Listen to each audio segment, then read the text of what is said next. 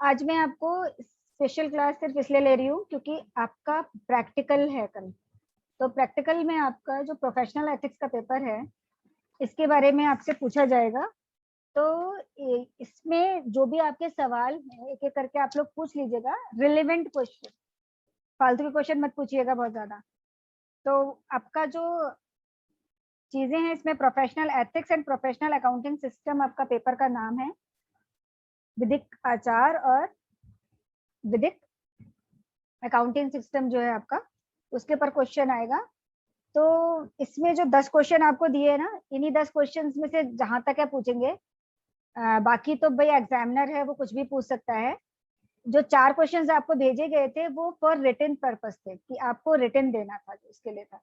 अब आपका written paper कल नहीं होगा, डायरेक्ट वाइवा होगा केवल। तो इसलिए जो आपका वाइवा होना है उसमें आपका भी 4 क्वेश्चन से कोई मतलब नहीं रह गया। अब जो 10 क्वेश्चन, उन 10 क्वेश्चन में से एग्जामिनर आपसे कुछ भी पूछ सकता है। एक्सटर्नल बैठा होगा वहां पर, वो आपसे कुछ भी पूछ सकते हैं। इसलिए ये मत कहिए कि मैडम जो 4 क्वेश्चन भेजे गए हैं उन्हीं में से क्वेश्चन पूछा जाएगा। आपसे कोई भी क्वेश्चन पूछा जा सकता है। कुछ क्वेश्चन तैयार कर लीजिए। अगर आपको किसी क्वेश्चन का आंसर नहीं आता है, if you don't know how to answer that question, आपको नहीं पता है, जस्ट कह दीजिए कि सर ये नहीं पता है। कोई और पूछ लीजिए, वो कोई और सवाल पूछ लेगा, या फिर वो आपको ये ऑप्शन भी दे सकता है कि सर इस पॉइंट में से पूछ लीजिए। 5-6 क्वेश्चन अपने 4-5 क्वेश्चन मैंने काफी सारे लेक्चर्स ऑलरेडी डाल दिए हैं। कोशिश करूंगी और लेक्चर डालने की, थोड़ा मैं अभी भी क्लियर करूंगी आपके लिए। तो वो जो आपके लेक्चर्स रहेंगे उनके आधार पे आप अपने 5-6 क्वेश्चन तो एटलीस्ट तैयार कर ही लो, बाकी सारे क्वेश्चन में से थोड़ा थोड़ा तैयार कर लो। और जब आपका वाइवा होगा तो उस टाइम आपके उन क्वेश्चंस में से आंसर दे देना, कह देना सर इस क्वेश्चन में से पूछ लीजिए। बट एटलीस्ट जब आप कोई क्वेश्चन बताइएगा कि सर इस क्वेश्चन में से पूछ लीजिए, तब आपको उस क्वेश्चन के बारे में पूरी जानकारी होनी चाहिए। नहीं तो बहुत बार बच्चे कहते हैं मैडम इस वाले क्वेश्चन से पूछ लीजिए, जब सवाल पूछना शुरू करते हैं तो कोई आंसर ही नहीं आता वहां से। तो इसीलिए जो भी चीज तैयार करिए एटलीस्ट अच्छे से तैयार कीजिएगा उसको। 10 क्वेश्चन है इसमें, 10 में से 5-6 क्वेश्चन तैयार कर लीजिए। मैंने आपको अवमानना पे, कंटेम्प्ट पे काफी सारा मटेरियल दे दिया है। और बाकी इंद्री वीसी मिश्रा वाला जो केस है, इस पे भी मैं भी आपको थोड़ा बहुत बता दूंगी। वीसी मिश्रा का जो केस है बहुत इंपॉर्टेंट गुड है। Evening ma'am. हाँ पूछो बेटा। गुड इवनिंग के लिए कोई जना कुछ बोलो मत। अच्छा, तो आपका जो सवाल आने हैं, आपका कोई क्वेश्चन हो तो आप उसको पूछिएगा। जब मैं आपसे कहूंगी तब आप सवाल पूछेंगे मुझसे, ठीक है। तो इसमें बहुत सारे सवाल बन रहे हैं आपके कि विधिक व्यवसाय का महत्व वगैरह तो पूछ भी सकते हैं। तो महत्व में आपको पढ़ा चुकी हूँ कि विधिक व्यवसाय आज की डेट में बहुत महत्वपूर्ण है। उसी से जनता को न्याय मिलता है, जनता को न्यायालय में आपका होता है, विधि सुधार में आपका काम होता है। तो काफी सारे इसके महत्व हैं जो मैं शायद वीडियो भी बना के डाल चुकी हूँ इसके लिए। जो इसमें मेन चीज आपकी रह गई है वो है भारतीय विधिज्ञ परिषद और राज्य विधिज्ञ परिषद। ये सवाल बहुत पूछा जाता है। Bar council of India and state bar council, दो काउंसिल्स हैं। एक बार काउंसिल ऑफ इंडिया है जो पूरे भारत के लिए केवल एक है, एक है स्टेट बार काउंसिल जो हर स्टेट की अपनी अलग अलग है, ठीक है। तो जो हर स्टेट की बार काउंसिल अपने लिए अलग अलग है उसके फंक्शंस अलग हैं, और जो बार काउंसिल ऑफ इंडिया है उसके फंक्शंस अलग हैं। ये बहुत बार पूछ लिया जाता है। इसमें जो एक क्वेश्चन आपसे पूछा जाता है कि आपका जो कौन सा है, सेकंड सवाल है। आप अपने वो बंद करिए, माइक माइक बंद करो सब लोग।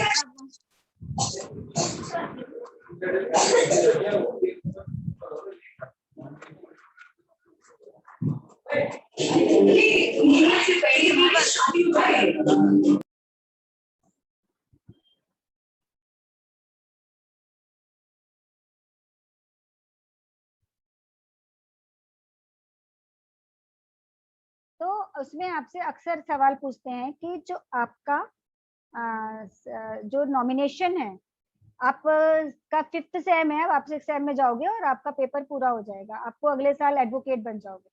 तो जब आप एडवोकेट बनोगे तो आपका नामांकन आप कहाँ पे कराओगे, रजिस्ट्रेशन कहाँ कराओगे, ये सवाल मैक्सिमम पूछा जाता है। और सारे बच्चे ज्यादातर गलत ही जवाब देते हैं इसका। क्यों? क्योंकि आपको लगता है कि बार काउंसिल ऑफ इंडिया जो है बड़ी बॉडी है, इसलिए बार काउंसिल ऑफ इंडिया में ही अपना रजिस्ट्रेशन करवाना होगा। बार काउंसिल ऑफ इंडिया में रजिस्ट्रेशन नहीं होता है। रजिस्ट्रेशन हमेशा स्टेट बार काउंसिल में होता है। बार काउंसिल यूपी में अगर आपको प्रैक्टिस करनी है तो आप यूपी की जो स्टेट बार काउंसिल है, यूपी बार काउंसिल में आप अपना रजिस्ट्रेशन करवाएंगे। हाँ, आप यूपी बार काउंसिल में रजिस्ट्रेशन करवाने के बाद ऑल ओवर इंडिया किसी भी स्टेट में जाकर के प्रैक्टिस कर सकते हैं। इट इज नॉट सो कि मैंने यूपी बार काउंसिल में अपना रजिस्ट्रेशन करवाया है इसलिए मैं केरल जाके प्रैक्टिस नहीं कर सकता, कि दिल्ली जाके नहीं कर सकता, कि एमपी जाके नहीं कर सकता।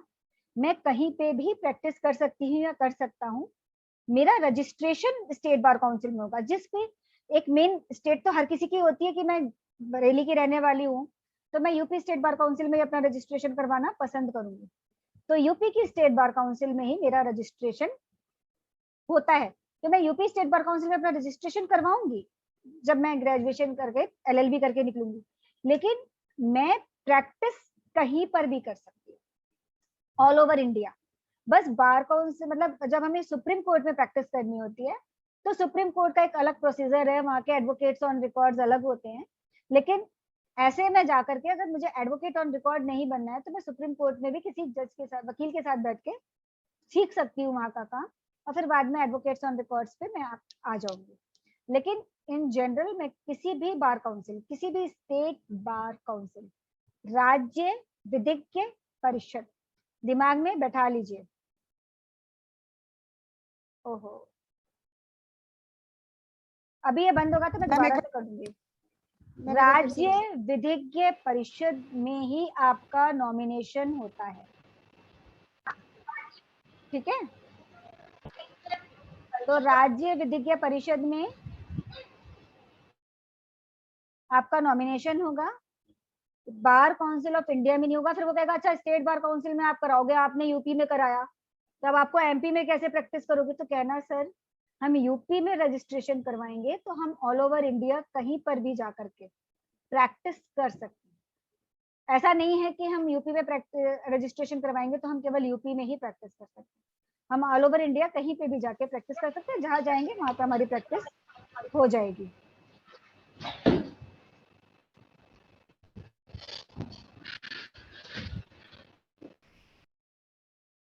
ठीक है, तो आपका सबसे जरूरी चीज आप याद रखिए, मतलब मैं बहुत केवल वही वही चीजें बता रही हूँ आपको जो पेपर में पूछी जाती हैं और आप लोग जनरली गलत करते हैं। पहली चीज, नॉमिनेशन आपका कहाँ होगा? नॉमिनेशन आपका राज्य विधिज्ञ परिषद, स्टेट बार काउंसिल में होगा। और जो आपको प्रैक्टिस करनी है वो ऑल ओवर इंडिया आप कहीं पे भी कर सकते हो। बार काउंसिल ऑफ इंडिया यानी भारतीय विधिज्ञ परिषद में नॉमिनेशन रजिस्ट्रेशन नहीं होता है। भारतीय विधिज्ञ परिषद और राज्य विधिज्ञ परिषद में थोड़ा अंतर पूछ लेते हैं। तो भारतीय विधिज्ञ परिषद के कार्य जो होते हैं ना वो विधि बनाने से, विधि में सुधार कैसे हो, जो कॉलेजेस चल रहे हैं उनके पे नियंत्रण करना, बहुत सारे और काम होते हैं। और जो राज्य विधिज्ञ परिषद होती है उसका मेन काम एडवोकेट्स का रजिस्ट्रेशन, आप अगर कोई विधिक अविचार करते हैं, लीगल मिसकंडक्ट करते हैं तो आपके खिलाफ जो केस चलेगा वो स्टेट बार काउंसिल ही उसको देखेगी, उसको सुनेगी, उसकी कमेटी उसको सुनती है। तो स्टेट बार काउंसिल का मेन जो फंक्शन होता है वो आपका मेन फंक्शन क्या होता है कि आपको देखना है कि राज्य में जो वकील हैं वो कैसे काम कर रहे हैं, उनका आचरण को नियंत्रित करना। और जो राज्य विधिज्ञ भारतीय विधिज्ञ परिषद है, बार काउंसिल ऑफ इंडिया है, उसका मेन फंक्शन क्या है कि ऑल ओवर इंडिया जो विधि की पढ़ाई हो रही है वो कैसे हो रही है, विधि में सुधार होना है तो उसके लिए सुझाव देना, ये सारे काम जो है भारतीय विधिज्ञ परिषद के हैं। आप एक बार आजकल गूगल एक बहुत अच्छा ऑप्शन है, गूगल में हेडिंग डालिए और फटाफट सारी चीजें खुल जाती है। एक बार आप थोड़ा थोड़ा पढ़ेंगे ना तो आपको काफी कुछ पता चल जाएगा। हालांकि मैंने भी काफी कुछ डाला हुआ है। पूछो क्या सवाल है, किसी का सवाल है कोई?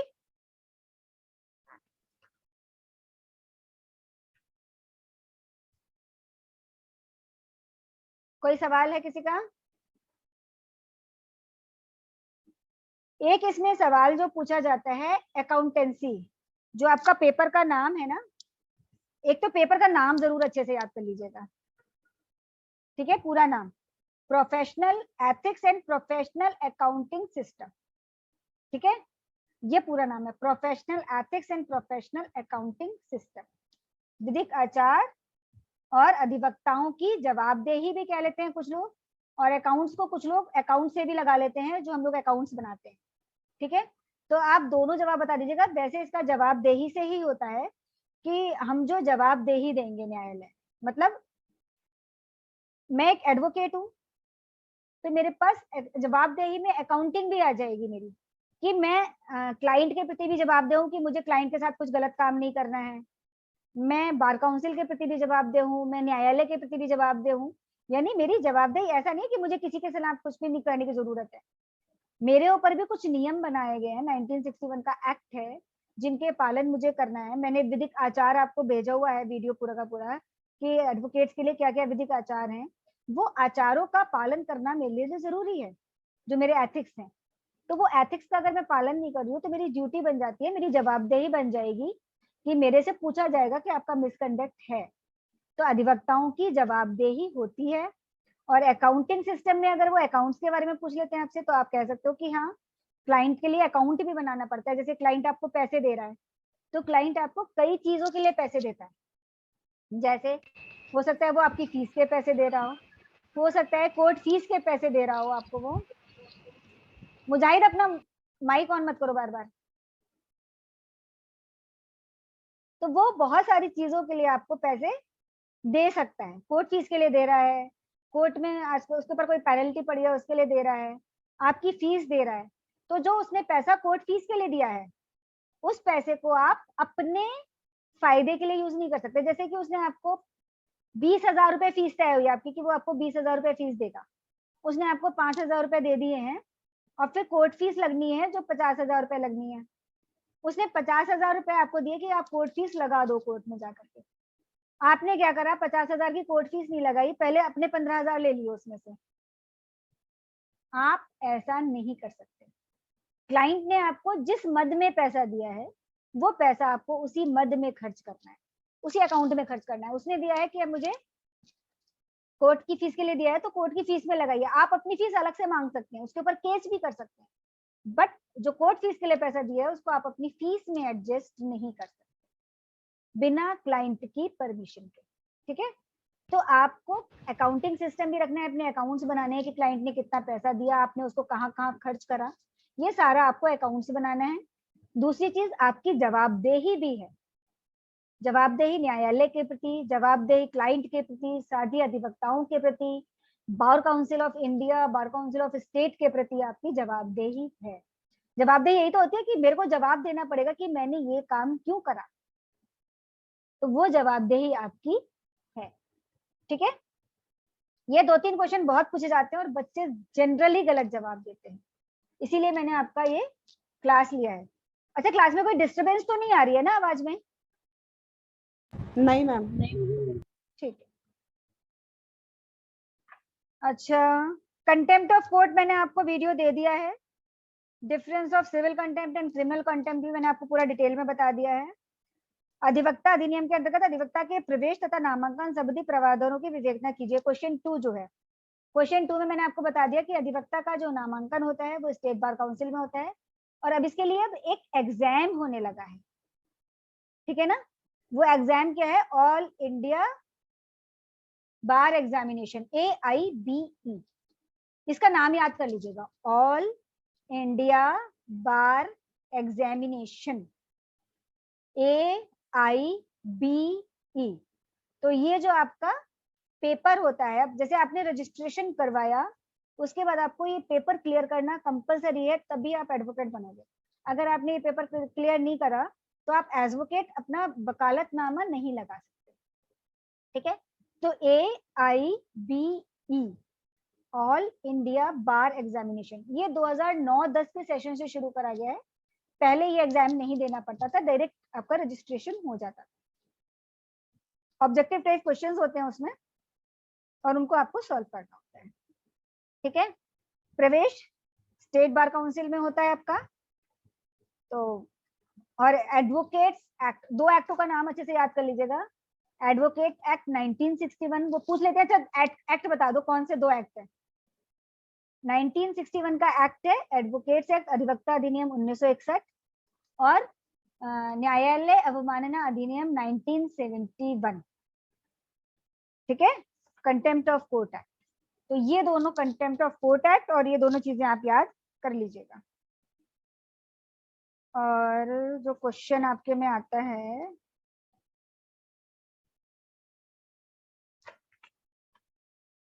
आपका कोई सवाल हो तो आप लोग पूछ लो।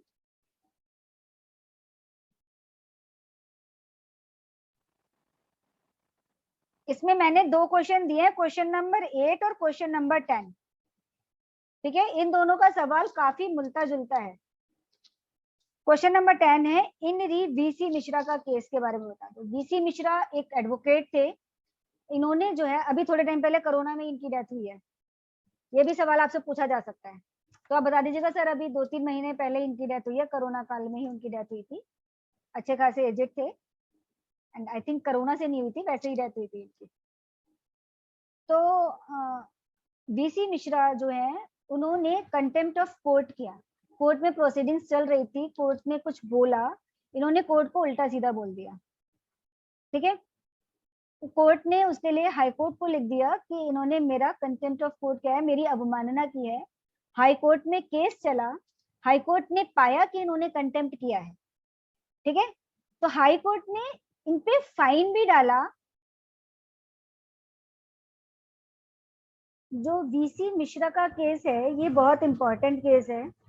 इस केस का जो सबसे बड़ा जजमेंट था वो ये था, सबसे बड़ी चीज जो थी कि उन्होंने ये तो माना ही कि उन्होंने कंटेम्प्ट ऑफ कोर्ट किया है, साथ ही साथ उन्होंने क्या करा ना, उसमें जो एडवोकेट थे उनका लाइसेंस भी 5 साल के लिए रद्द कर दिया,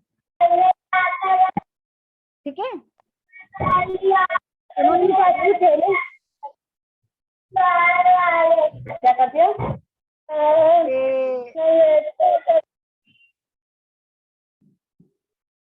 बेटा म्यूट रखो, अनम्यूट मत करो जिसको मैं म्यूट कर रही हूँ।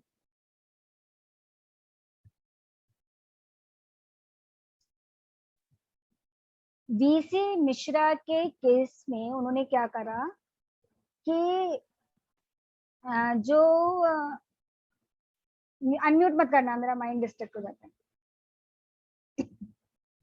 वीसी मिश्रा ने कंटेम्प्ट ऑफ कोर्ट किया, क्रिमिनल कंटेम्प्ट ऑफ कोर्ट किया, क्योंकि क्रिमिनल कंटेम्प्ट ऑफ कोर्ट में जैसे मैंने आपको बताया कि न्यायालय को कलंकित किया जाता है।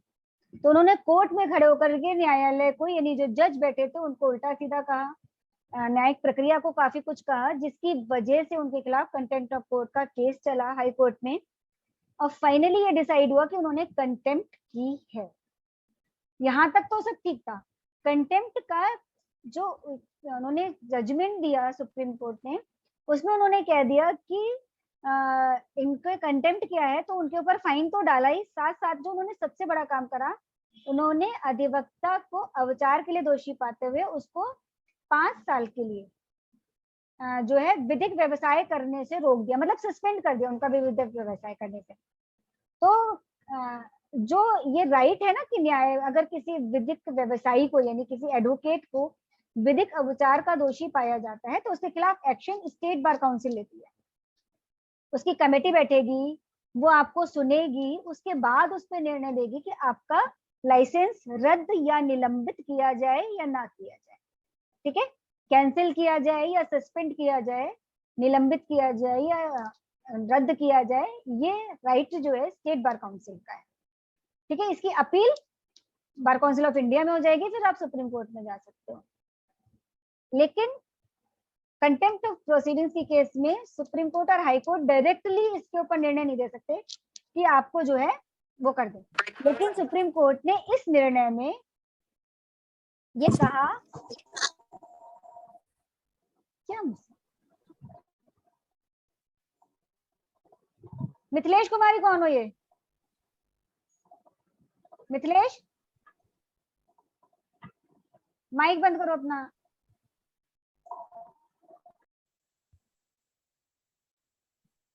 तो आपका जो वीसी मिश्रा का केस में जो उन्होंने उसको निलंबित किया, उसका जो विधिक व्यवसाय करने का जो राइट था उसको सस्पेंड किया, उसी के बाद में चैलेंज किया गया। इसके ऊपर जो दूसरा केस है वो है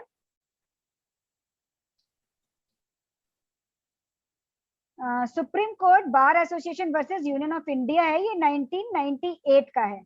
जो वीसी मिश्रा का केस है वो 95 का है। जब ये जजमेंट आया तो बार का स्टेट जो सुप्रीम कोर्ट की बार एसोसिएशन है उसने एक केस सुप्रीम कोर्ट में फाइल करा, रिट पिटीशन कह लीजिए आप, कि ये जो जजमेंट आया है ये गलत है। सुप्रीम कोर्ट के पास ये राइट नहीं है कि वो अधिवक्ता का जो लाइसेंस है उसको निलंबित या रद्द कर सके। ये राइट स्टेट बार काउंसिल का है और सुप्रीम कोर्ट अपने पास ये राइट नहीं ले सकते, हाई कोर्ट और सुप्रीम कोर्ट। तो उस केस को सुना गया और फाइनली इस केस में जो वीसी मिश्रा के केस का जजमेंट था उसको पलट दिया। उन्होंने कह दिया कि हाँ, सुप्रीम कोर्ट जो है किसी भी एडवोकेट का लाइसेंस निलंबित, रद्द, निरस्त नहीं कर सकते।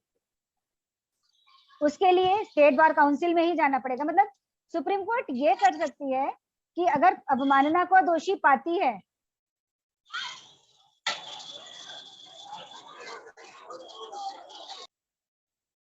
तो वो उसको अवमानना के लिए दंड करेगी और स्टेट बार काउंसिल को रिकमेंड करेगी कि इसके खिलाफ विधिक अवचार का, प्रोफेशनल मिसकंडक्ट का केस चलाया जाए और इनका लाइसेंस निलंबित किया जाए। करेगी स्टेट बार काउंसिल। अब उच्चतम न्यायालय इसमें क्या करेगा?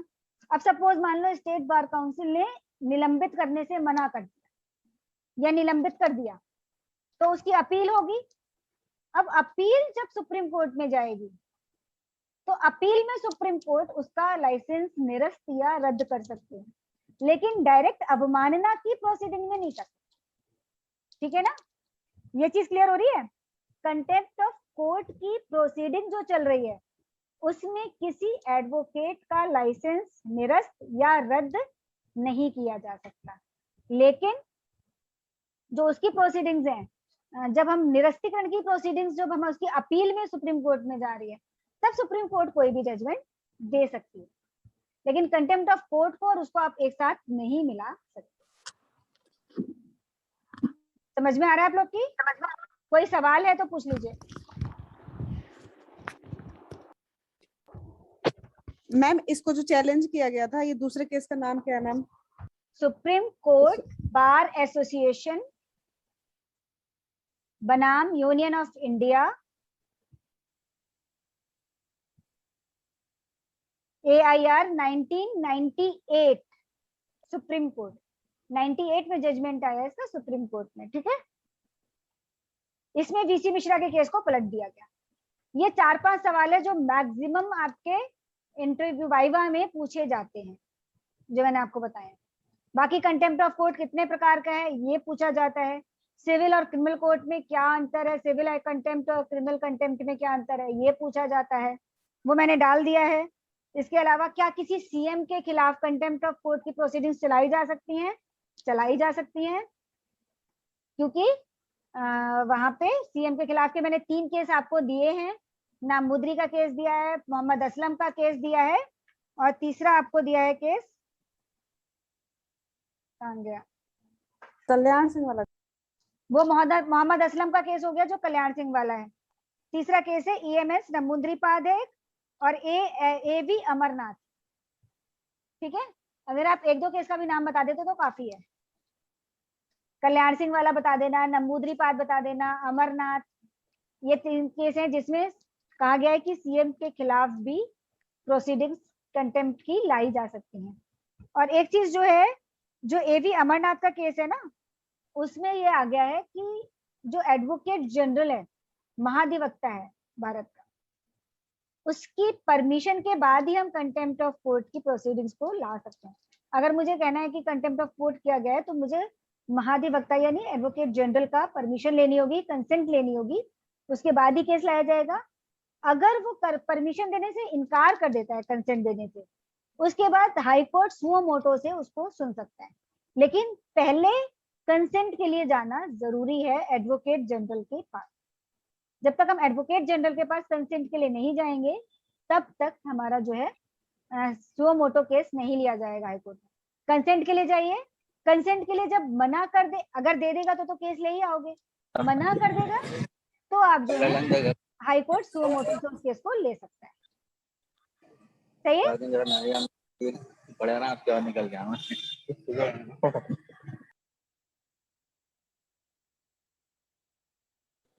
मैम कंटेम्प्ट ऑफ कोर्ट और एडवोकेट। अरे सॉरी, हाँ पारस तुम अपना ऑन कर लो, मैं किसी और को ऑफ कर रही थी, तुम्हारा ऑफ हो गया। अनम्यूट करके बोलो।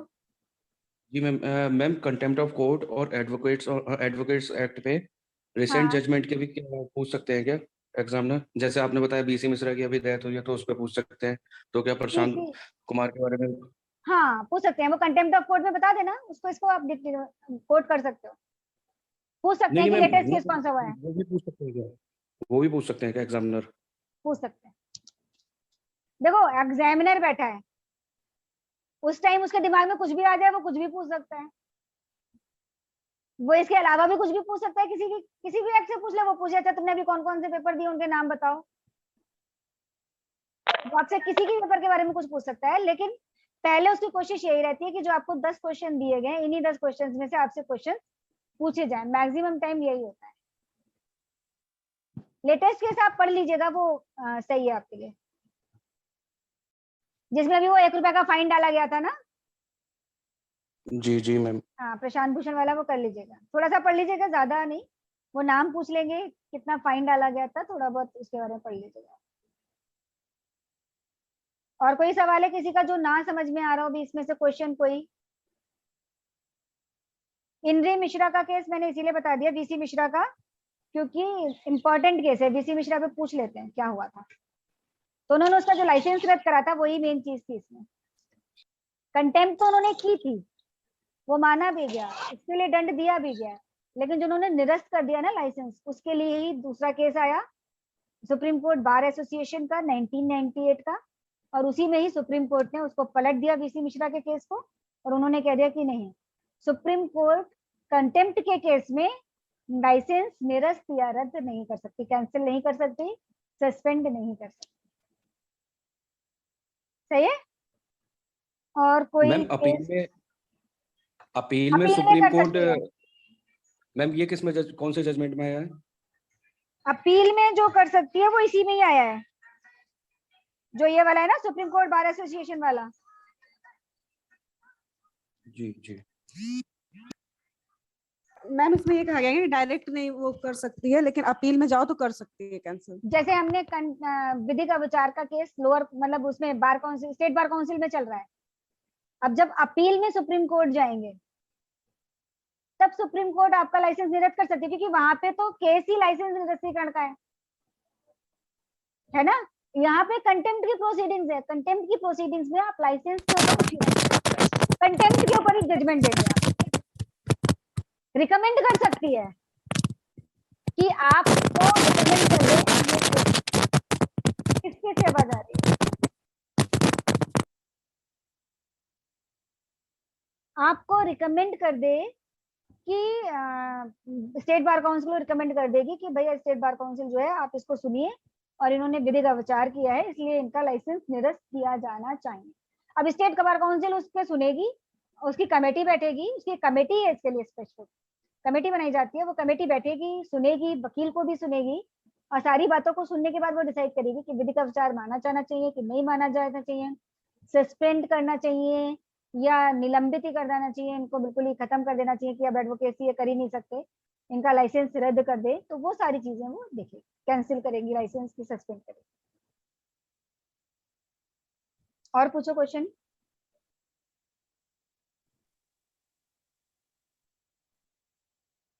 वाइवा सुबह 10:30 बजे शुरू हो जाएगा, डायरेक्ट वाइवा है, तो 10:30 बजे शुरू कर देंगे डायरेक्ट आपका, और पहुंच जाइएगा, बहुत पास पास मत खड़े होइएगा, सोशल डिस्टेंसिंग का पालन कीजिएगा अपना, और मास्क लगा के रखिएगा, दूरी बना के रखिए। कॉलेज से जो आई कार्ड बना है वो अपने साथ ले करके आइएगा, क्योंकि वो आई कार्ड से आपकी एक पहचान रहती है, रास्ते में भी कोई जन आपको कुछ नहीं कहेगा। कॉलेज की यूनिफॉर्म में आइए और कार्ड डाल के आइए, इससे पता चलता है कि आप रेगुलर स्टूडेंट हैं।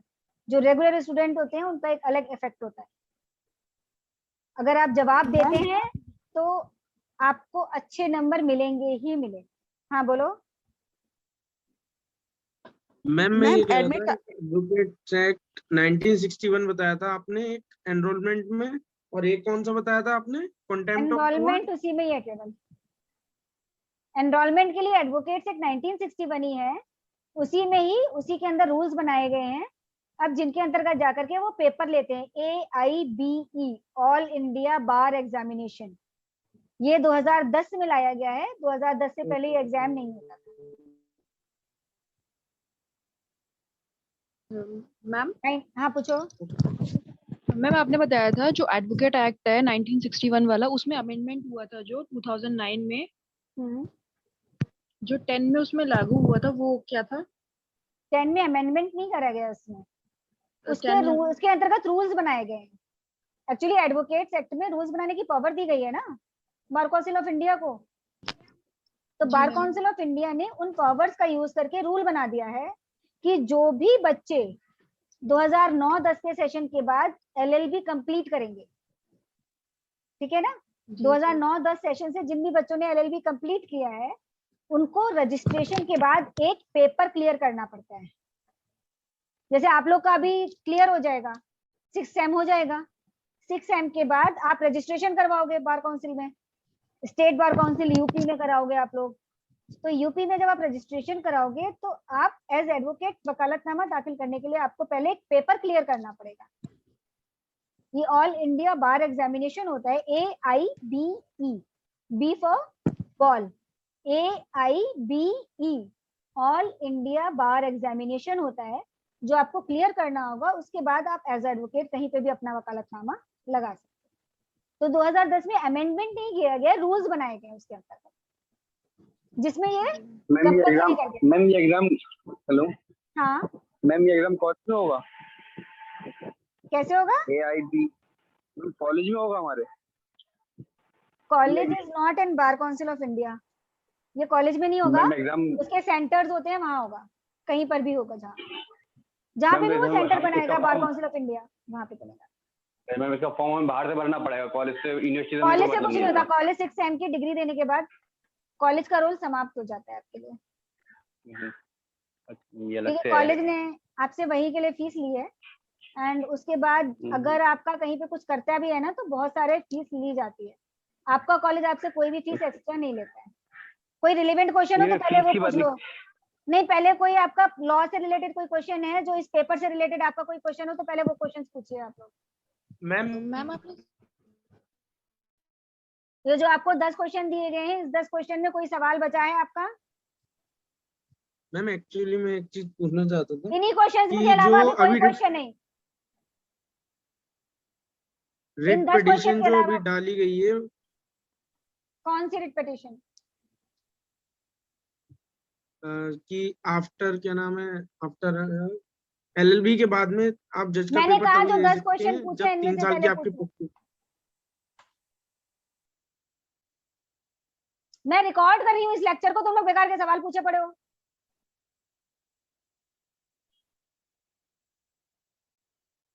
सारा बर्बाद कर देते हो तुम लोग बेकार के सवाल पूछ के। मैं कह रही हूँ इस क्वेश्चन पेपर में से क्वेश्चन पूछो, पूछना भी नहीं आते क्वेश्चन। रिकॉर्डिंग कहाँ गई है मेरी?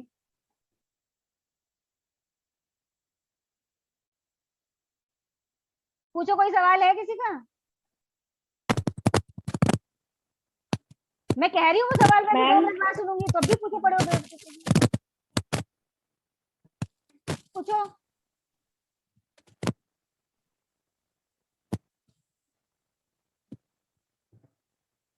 मैम वरिष्ठ अधिवक्ता और अन्य अधिवक्ता से एक्सप्लेन कर दीजिए। मैंने तो स्टॉप कर दिया था ना। क्या सवाल पूछा है बेटा? मैम वरिष्ठ अधिवक्ता और अन्य अधिवक्ता के बारे में मैम थोड़ा सा एक्सप्लेन कर दीजिए। कोई ज्यादा अंतर नहीं है। वरिष्ठ अधिवक्ता जिसकी 10 साल से ज्यादा की प्रैक्टिस हो गई है, अगर वो स्टेट बार काउंसिल को कहता है कि मुझे वरिष्ठ अधिवक्ता के रूप में नॉमिनेट कर दिया जाए, तो उसको वरिष्ठ अधिवक्ता के रूप में बना दिया जाएगा, तो वो वरिष्ठ अधिवक्ता हो जाएगा। उससे कोई बहुत ज्यादा फर्क नहीं पड़ता है। ये जो आपका दिया हुआ है वरिष्ठ अधिवक्ता, वो आपका दिया हुआ है धारा 16 में है, एडवोकेट एक्ट 1961 की धारा 16 में बताया गया कि वरिष्ठ अधिवक्ता 2 वर्ग होंगे, वरिष्ठ अधिवक्ता और अन्य अधिवक्ता। कोई अधिवक्ता अपनी सहमति से वरिष्ठ अधिवक्ता का पदनाम दिया जा सकेगा। मतलब मेरी सहमति है तो मुझे वरिष्ठ अधिवक्ता बना सकते हो आप। मैं नहीं चाहती तो कोई फर्क नहीं पड़ रहा है। कोई आप वरिष्ठ अधिवक्ता हो या ना हो, आपको कोर्ट में वो लगाने में कोई दिक्कत नहीं आती है। जो आप अपना वकालतनामा वगैरह लगाते हो वो सबके लिए एक सा रहता है। वरिष्ठ अधिवक्ता अपने विधि व्यवसाय के मामले में ऐसे निर्बंधों के अधीन होगा जिन्हें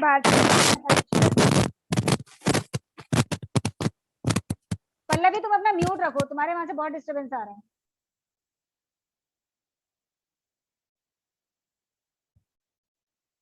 वरिष्ठ अधिवक्ता अपने विधि व्यवसाय के मामले में ऐसे निर्बंधों के अधीन होंगे जिन्हें भारतीय विधिज्ञ परिषद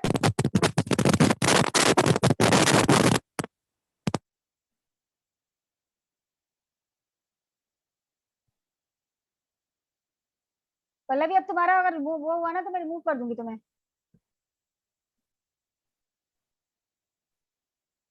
निर्बंधों के अधीन होंगे जिन्हें भारतीय विधिज्ञ परिषद विधि व्यवसाय के हित में विहित करे। ठीक है ना? तो अगर आप वरिष्ठ अधिवक्ता बनते हो तो आपके ऊपर कुछ निर्बंधन लग सकते हैं। फायदे तो ज्यादा नहीं होने हैं, वरिष्ठ अधिवक्ता कहलाओगे आप केवल अपने आप को, तो आपके ऊपर निर्बंधन लग सकते हैं कि आप ये नहीं करोगे या वो नहीं करोगे। अभी तक फिलहाल इसके बारे में कुछ ज्यादा है नहीं, तो कोई ज्यादा सवाल नहीं आता है। बस अधिवक्ताओं के 2 वर्ग होते हैं। वरिष्ठ अधिवक्ता जिसकी 10 साल की प्रैक्टिस है, वो अपनी इच्छा से कह सकता है कि मुझे वरिष्ठ अधिवक्ता बना दे। सुप्रीम कोर्ट में बहुत फर्क पड़ता है। सुप्रीम कोर्ट के जो एडवोकेट्स ऑन रिकॉर्ड्स होते हैं ना, उसके लिए, क्योंकि सुप्रीम कोर्ट में जो एडवोकेट्स ऑन रिकॉर्ड होते हैं वही वकालतनामा लगा सकते हैं वहां पर, तो इसीलिए एडवोकेट्स ऑन रिकॉर्ड के लिए पेपर भी होता है वहां का, काफी डिफिकल्ट रहता है। और कोई सवाल? मैम इसमें आपने सेक्शंस बताए थे 2B और 2C। हाँ, वो तो सिविल कंटेम्प्ट ऑफ कोर्ट है और क्रिमिनल कंटेम्प्ट ऑफ कोर्ट है। 2A में बताया कि कंटेम्प्ट ऑफ कोर्ट क्या है, that is civil contempt of court and criminal contempt of court. Civil contempt of court को 2B में बताया गया है और क्रिमिनल कंटेम्प्ट ऑफ कोर्ट को 2C में बताया गया है। और इसके ऊपर मैंने पूरा वीडियो डाला हुआ है, आप उसमें देख लीजिएगा, वो मैंने आपको ग्रुप में सेंड किया भी है। और मैम इसमें सिविल और उसमें क्रिमिनल में अंतर भी पूछ सकता है क्या, कि डिफरेंट क्या है? हाँ, मेन डिफरेंस यही है कि सिविल में जो है हम क्या करते हैं कि सिविल में न्यायालय की जो आदेश है उसको हम मानते नहीं है, उसको हम तोड़ते हैं। या न्यायालय में हमने कोई वचन दिया है, कोई एफिडेविट दिया है, कोई हमने न्यायालय से कहा है कि हम ऐसा करेंगे, और हम उस वचन की जानबूझकर, विलफुल डिसोबीडियंस है वहां पर, ठीक है ना, विलफुल डिसोबीडियंस करते हैं हम अपने उस वचन की। और क्रिमिनल में क्या है, क्रिमिनल में हम न्यायालय को कलंकित करते हैं, ठीक है ना, न्यायालय की जो अथॉरिटी है उसको ठेस पहुंचाते हैं, उसकी शक्ति को ठेस पहुंचाते हैं, दैट इज क्रिमिनल। और सिविल में हम न्यायालय की कोई आदेश जो उसने हमें दिया है, हम उसका अवहेलना करते हैं, विलफुल डिसोबीडियंस, ऐच्छिक अवहेलना, ठीक है ना। अगर मुझे पता नहीं है तो मैंने नहीं माना तो नहीं आएगा, मुझसे जबरदस्ती किसी ने उसको तुड़वा दिया तो नहीं माना जाएगा, तो वो एक अलग चीज हो जाएगी। वहां पे हम कोर्ट में प्रोसीडिंग्स चल रही है उसको हम व्यवधान डाल रहे हैं, कोर्ट को उल्टी सीधी बातें बोल रहे हैं, जो जज बैठा है पेपर में उल्टी सीधी बातें निकाल रहे हैं, कहीं खड़े हो गए हैं, सम्मेलन चल रहा है, वहां पे उल्टा सीधा बोल रहे हैं। न्यायालय तो सब रिश्वत लेते रहते हैं, ये करते रहते हैं, वो करते रहते हैं ना, तो वो चीजें। हाँ, इसमें एक चीज याद रखिएगा कि कंटेम्प्ट ऑफ कोर्ट जो क्रिमिनल वाला है, उसका जो एक बहुत ही इंपॉर्टेंट एस्पेक्ट है, दैट इज पब्लिकेशन। वो आपने मानहानि में भी पढ़ा होगा, जो डिफेमेशन पढ़ा था ना, डिफेमेशन कब होता है, जब मैं उसका पब्लिकेशन करती हूँ। पब्लिकेशन मतलब मैं हूं, आप हो, हम दोनों ने एक दूसरे को कुछ भी कहा उल्टा सीधा, अगर किसी थर्ड पर्सन को नहीं पता चल रहा है, दैट इज नॉट डिफेमेशन, ठीक है ना। पब्लिकेशन जरूरी है। पब्लिकेशन मतलब मैं और जज बैठे हैं, केवल हम और जज हैं, किसी ने सुना ही नहीं, तो दैट इज नॉट पब्लिकेशन। मैं अपने मन में बैठ के सैकड़ों गालियां दे रही हूँ, पब्लिक ही नहीं करा, मैंने अपने घर में एक लेटर लिख करके रख दिया, मैंने उसको कहीं पोस्ट नहीं करा, किसी पेपर वाले को नहीं दिया, कुछ नहीं करा। अब किसी ने चोरी करने आया और वो चोरी करके ले गया, तो मैंने पब्लिक नहीं करा उसको, मैं पब्लिश करूंगी उसको, मेरी वजह से किसी थर्ड पर्सन के पास पहुंचेगा, मैं जानबूझ के उसको पब्लिश करूंगी, तब पब्लिकेशन होगा और तब कंटेम्प्ट ऑफ कोर्ट होगा, ठीक है ना। Publication is must for criminal contempt of court. Okay ma'am. और कोई सवाल?